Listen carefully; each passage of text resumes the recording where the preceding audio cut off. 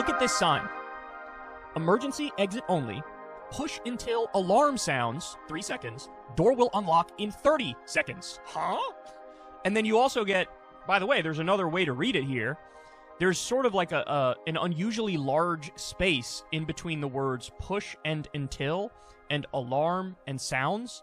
And you could also read it like emergency exit only, push alarm until sound. So when I look at this sign, sorry, but I completely believe Jamal Bowman. 100%. You know what? That actually is seriously confusing. That is seriously confusing. The frickin' sign is absurd. They gotta change that sign, and they gotta change the way these doors work. That's obvious. Welcome to another episode of The Last Review, where we analyze the analyst and media, providing clarity on which sources are honest and accurate. This is your host, Sergey Fenswick, not my real name.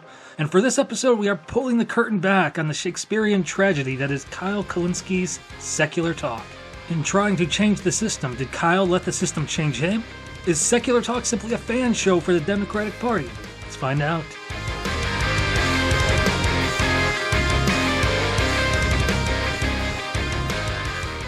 Kyle Kulinski was an innovator and pioneer in the YouTube media space. Starting the channel at the age of 20 in 2008 and sticking with it since, he's produced over 19,000 videos. That's even a little more than Sergey Fenswick. In a savvy move, he co-founded the Justice Democrats to reshape the Democratic Party, which helped propel the Squad to congressional office. And by November 2020, the biggest podcast in the country, The Joe Rogan Experience, trusted Kyle to be their guest analyst on the night of the 2020 U.S. presidential election. Kyle was the voice of reason and accurately predicted how election night and the following couple of weeks would play out. He was a political news heavyweight in his 30s. Whatever, champ. Must be nice having everything you want. The sky was the limit for him. And yet, smug, candid videos and running cover for Democrats saw his integrity take a nosedive. Who knew the limit also had a basement? The voice of reason became unreasonable. You see, very few have such an easily traceable line of pivoting and shifting goalposts as Kyle has drawn over the last few years. Oh, what a move by George! And because of those 19,000 videos, we've seen the pivots in real time. Now we run it all through the analysis matrix. For accuracy, Secular Talk notches a 14 out of 25. Consider the goals or format of the channel. It's a daily political news show trying to be a voice for the common sense left. It's falling short of its goals and of giving the whole picture, though. The show's focus on Fox News and minor issues on the political right is not providing a clear picture of current events. Rather, it's just catnip. Addictive, substance-free catnip for left-wingers. Look, it's pretty clear that someone like Jason Whitlock is a right-wing provocateur who gets his share of things wrong, but dedicating videos to him and taking his more sarcastic remarks seriously for the sake of left-wing glory, it's missing the mark. Still, the show does report news in a factual manner before the commentary occasionally derails it. Kyle's not wrong about many international issues. He's not wrong about some maneuverings of politicians either, but his framing of the news distorts the picture. He needs to let you know that the Democratic Party is a million times better than the Republicans, and that we shouldn't question the intentions of the Squad of Congress, or suggest that they value career over policy. He has to protect his Justice Democrat investment. Moreover, it's not just about the framing.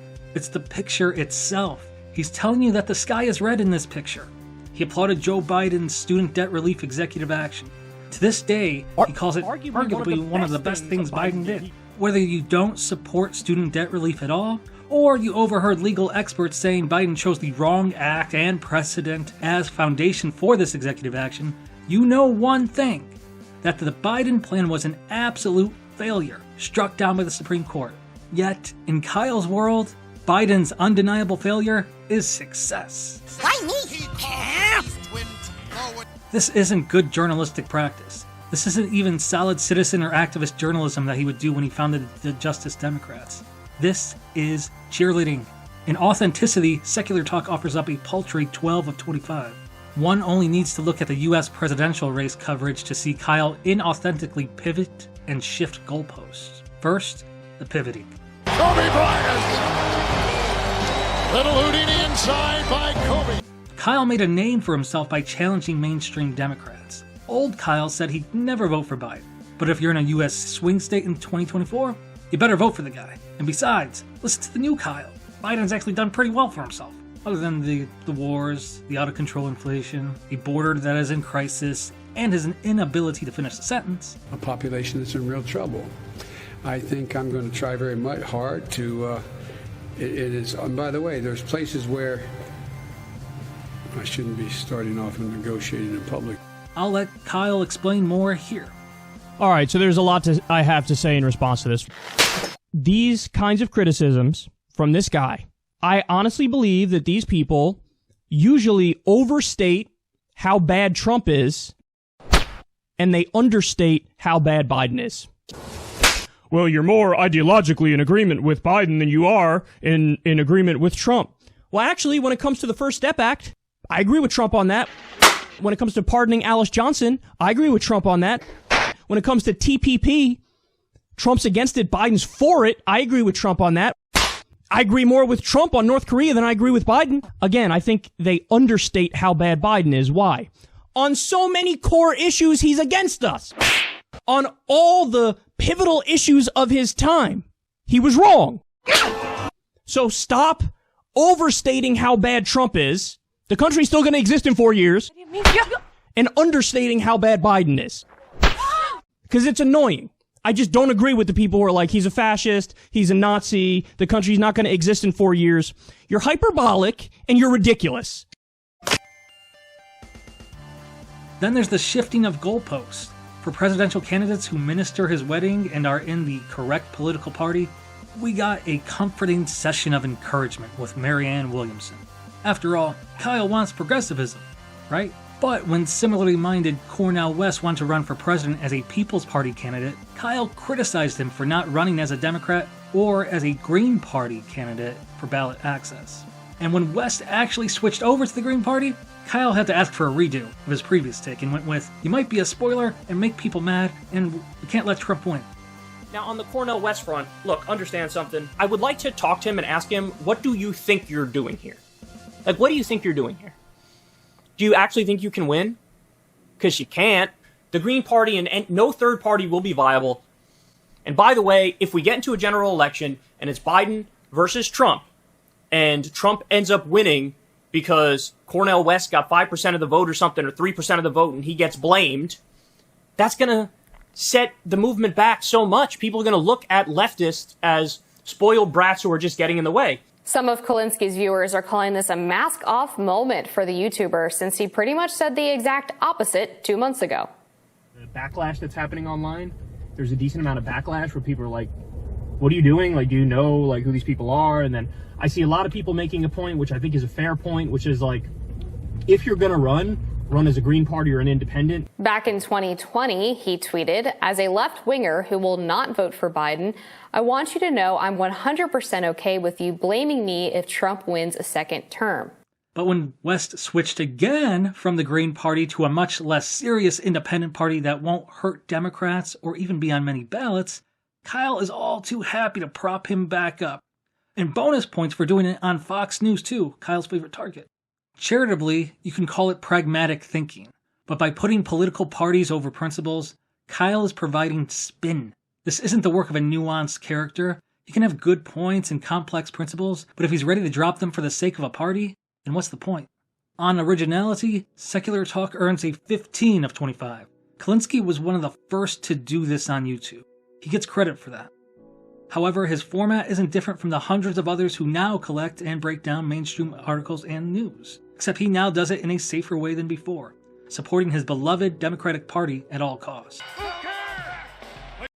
He may give a unique critical analysis on political strategy, but he ultimately falls back to how Orange Man Trump bad. He does note his politicians could be better, but at least they're telling the truth, probably about the Orange Man being bad. For Intrigue, Secular Talk garners 15 of 25. Kyle's humor is pretty miss and miss. The clickbait labels, the talk of hypothetically punching people, the shouting and weird voices, and the calling some folks betas all feels like overcompensation. Not a lot of it works unless you're already in his corner and want him to succeed. Even with his tired format, the videos are plentiful and varied. He does attempt to entertain and consistently keeps his audience in mind. In fact, his audience has grown a lot over the last year. For years before, there'd be zero subscriber growth.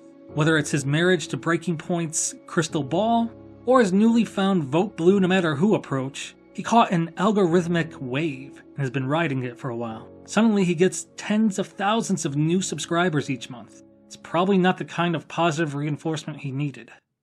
In the end, Secular Talk earns a rating of 56. If you've been craving for a half Rush Limbaugh, half Matt Walsh on the left, with some sweet pivoting action, then Secular Talk is your show. If you want an honest critique of current events that doesn't hinge on if something is good for one political party, then you'll want to look somewhere else. As Kyle's audience increases, his hold on his own principles decreases.